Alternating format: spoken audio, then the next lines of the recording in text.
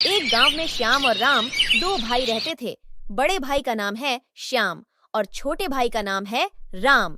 श्याम बहुत ही गुस्से वाला और खुद का सोचने वाला रहता है, तो राम बहुत ही दिलदार और शांत स्वभाव का रहता है।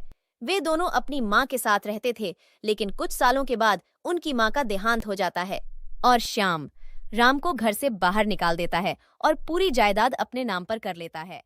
अरे सुनते हो, सुबह हो गई है, उठ जाओ और कहीं काम देखो। खाने के लिए घर पर कुछ भी नहीं है। मैं क्या बनाऊंगी? हाँ हाँ, मैं उठ ही रहा हूँ और मैं नहाकर भैया के पास ही जाने वाला हूँ। वहां पर जाकर ही कुछ अच्छे से काम मिल जाएगा। मैं भी बहुत परेशान हो गया हूँ, कहीं ढंग से काम ही नहीं मिल रहा है। तुम्हें क्या लगता है तुम्हारे भैया तुम्हें काम दे देंगे? वह तो बहुत गुस्सा करते हैं। हम दोनों पर उनको तो हम जरा भी पसंद नहीं हैं। सासू माँ के गुजरने के बाद तुम्हें फंसाकर झूठा दस्तखत करवाकर पूरी जायदाद अपने नाम करवा लिया। हमें कुछ भी नहीं दिया, बस रास्ते पर छोड़ दिया। उनको जरा भी दया नहीं आई हमारी। अरे साक्षी, ये छोड़ो, सब बातें हमें कुछ नहीं चाहिए और हम जायदाद का क्या करेंगे और हमसे संभाला भी नहीं जाएगा। तो अच्छा है कि सब भैया ही देख रहे हैं, बस हमें कुछ काम मिल जाए, इतना ही हमारे लिए काफी है। हाँ हाँ, तुम रहो, गरीबी में तुम्हें कुछ नहीं चाहिए होगा, लेकिन मुझे चाहिए। पहले जाकर भैया से काम मांगने से अच्छा है कि अपना हिस्सा मांगो। अब राजेश नहा धोकर अपने भाई के पास काम देखने के लिए चला जाता है। भैया, मुझे कुछ काम हो तो दे दो, मैं यहां पर काम करने के लिए आया हूं। हमारा गुजारा नहीं हो रहा है, बहुत तकलीफ हो रही है। एक टाइम खाना मिलता है तो एक टाइम नहीं मिलता है। अगर आप मुझे कुछ काम देंगे तो हमारा दोनों टाइम का गुजारा तो हो जाएगा। ठीक है राम, मैं काम तो तुम्हें दे दूंगा, लेकिन उसके बदले में मैं तुम्हें पैसा नहीं दूंगा। तुम्हें कुछ खाने के लिए खाना ही दे दूंगा। अब राम सोचने लग जाता है, पैसे के बगैर तो कुछ भी नहीं हो पाएगा, लेकिन आज के दिन में काम कर लूंगा, आज के दिन का खाना तो मिलेगा। यह सोचकर राम काम पर लग जाता है। वह पूरा दिन काम करता है और शाम को जब काम खत्म हो जाता है तब वह श्याम के पास जाता है। भैया, मेरा काम पूरा हो चुका है, अब मुझे खाने के लिए कुछ दे दो ताकि मैं अपने घर चला जाऊं। हाँ हाँ, अरे सुनो, इसको 2 रोटी और सब्जी दे दो सुबह का। राम अब खाना लेकर अपने घर निकल जाता है और घर में जाकर साक्षी के हाथ में वह खाना दे देता है और बोलता है, चलो साक्षी, खाना खा लेते हैं। क्या तुम्हारे भाई ने सिर्फ 2 रोटी और जरा सी सब्जी दी है? इसे तो हमारा क्या, तुम अकेले का भी पेट नहीं भरेगा। तुम्हारे भाई को इतना भी समझ में नहीं आता है कि पूरा दिन काम करके ले लिया है और देने के टाइम पर सुबह का 2 रोटी और सब्जी दे दिया है।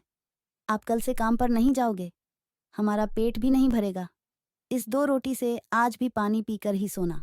अब राम और साक्षी 2 रोटी खाकर पानी पीकर सो जाते हैं और सुबह उठते ही दोनों सोचने लगते हैं कि अब क्या करेंगे, कुछ तो करना पड़ेगा। अरे सुनते हो, मेरे दिमाग में एक आइडिया आया है।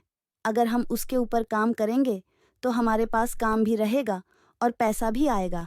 क्या आइडिया आया है, बोलो ना जल्दी से। हम जमींदारों से थोड़ी सी जमीन किराए पर ले लेंगे और उसके अंदर हम सब्जी की खेती करेंगे।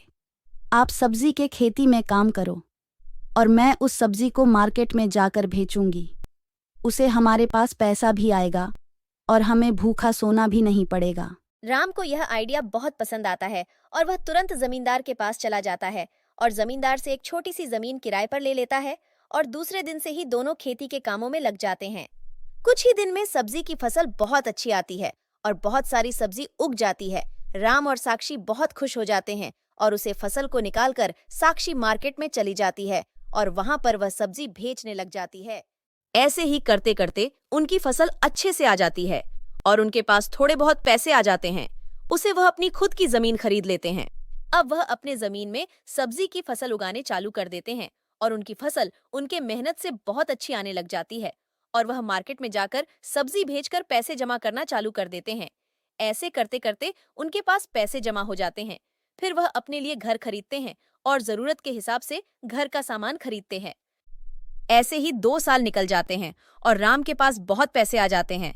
फिर भी राम अपनी मेहनत करना नहीं छोड़ता, खुद ही अपनी खेती में मेहनत करता रहता है। अब राम एक दिन सोचता है कि मेरे पास बहुत ज्यादा पैसे हैं, क्यों ना मैं गरीबों में कुछ दान करूं। साक्षी, मैं सोच रहा था कि हमारे पास बहुत पैसे हैं, तो क्यों ना हम कुछ गरीबों में दान करें, कुछ उनके जरूरत का सामान ही दे देते हैं। तुम्हें क्या लगता है? हाँ जी, हमें भगवान की दया से बहुत कुछ मिला है, तो हम उसमें से थोड़ा गरीबों में दे देंगे तो हमारा कुछ कम नहीं होगा। मुझे यह आइडिया बहुत पसंद आया है। फिर राम और साक्षी दोनों मिलकर गरीबों में सामान बांटने लग जाते हैं, लेकिन वही गरीबों की लाइन में उसका भाई भी खड़ा रहता है। जब वह भाई राम के सामने सामान लेने आता है, तब राम उसको देखकर शॉक हो जाता है। अरे भैया, आप इस लाइन में क्या कर रहे हो? राम, मुझे माफ कर दो। मैं तेरे साथ बहुत गलत किया है। उसे गलती की ही सजा मुझे भगवान दे रहे हैं। अब मेरे पास कुछ भी नहीं बचा है। जो भी कुछ मेरे पास था वह मैंने सब अपने ऐश आराम में उड़ा दिया। मैंने कभी काम नहीं किया। वही पैसों से मैंने अपने जिंदगी में बहुत मजे किए, लेकिन अब मेरे पास कुछ भी नहीं बचा है। मैं सड़क पर आ गया हूं।